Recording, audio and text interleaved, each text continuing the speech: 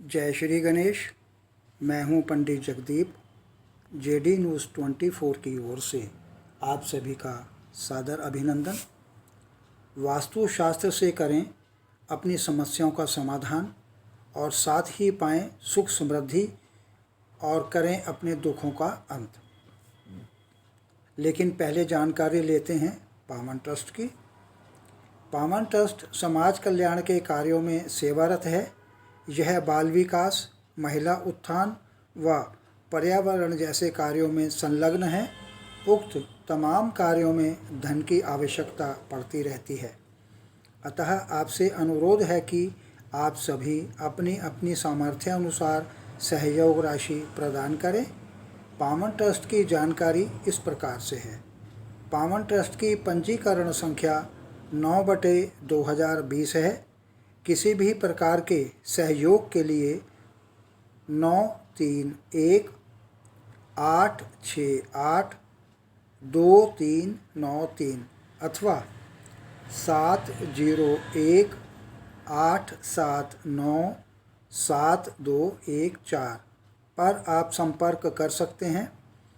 पावन ट्रस्ट में अपनी सामर्थ्यानुसार सहयोग राशि HDFC बैंक खाता संख्या 500377254864 और IFSC code HDFC bank 0001438 Paonta Sahib Himachal Pradesh में आप भेज सकते हैं। साथ ही जेडी न्यूज़ 24 के वीडियो देखने के लिए हमारे इस चैनल को सब्सक्राइब करना और बेल आइकन हिट करना न भूलें। एवं वैदिक ज्योतिष शास्त्र, वास्तु शास्त्र, अंक शास्त्र, सामुद्रिक शास्त्र, लाल किताब, हस्त रेखा, जन्म कुंडली विश्लेषण और रत्नों के परामर्श हेतु आप कांटेक्ट कर सकते हैं। हमारे कांटेक्ट नंबर इस प्रकार से हैं 9318682393। Other contact number 7018797214। इन सब जानकारियों के बाद अब पुनः बात प्रारंभ करते हैं आज के इस वीडियो के मूल विषय की। वास्तुशास्त्र के अनुसार घर के अलग अलग कमरों में हर दिशा में द्वार होने चाहिए। अगर आप घर के ईशान कोण में अपनी संतान की पढ़ाई के लिए कमरा निकालना चाहते हैं तो उसका द्वार पूर्व अथवा उत्तर दिशा में निकालने की आप जिद कर सकते हैं। तो यह कैसे संभव हो सकता है? ईशान कोण में यदि पूजन घर बनाया गया हुआ है तो उसका द्वार पश्चिम अथवा दक्षिण दिशा से ही संभव हो पाएगा।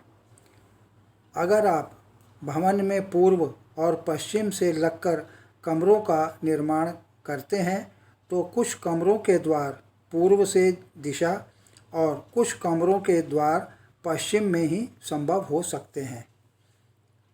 कुछ लोग जिद करते हैं कि सभी कमरों के द्वार ईशान कोण से हों तो क्या संभव है? कुछ लोग ईशान कोण से द्वार निकालने के लिए कमरों के द्वार बालकनी से भी निकाल लेते हैं।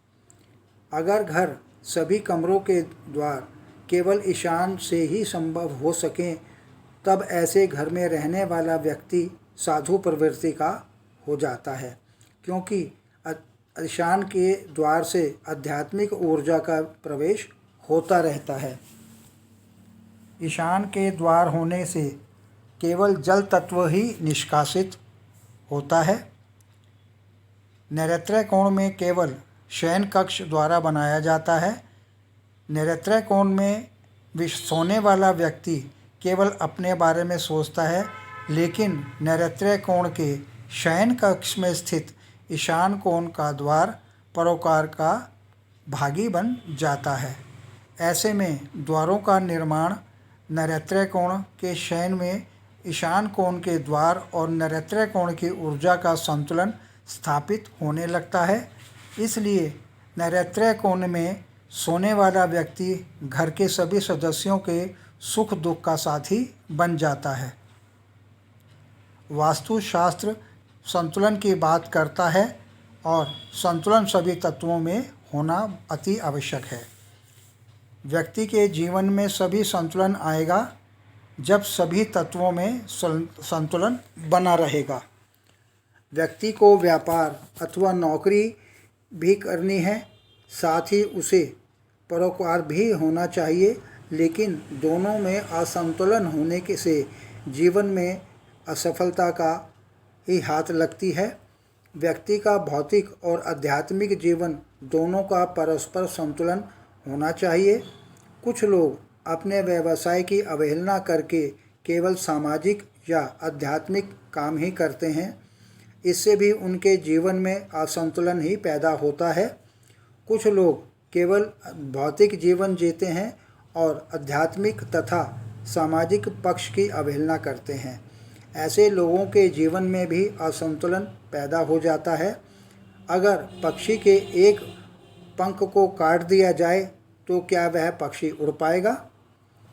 बगैर पंख के पक्षी की मौत निश्चित है। इसलिए संतुलन बनाए रखना चाहिए। पांचों तत्वों को संतुलन करके पक्षी के समान अपने क्षेत्र में ऊंचाइयों तक उड़ें। आगे प्रभु इच्छा। आगामी वीडियो नए प्रसंग के संग ऑनलाइन परामर्श उपलब्ध। आपकी समृद्धि की कामना सहित पुनः जय श्री गणेश।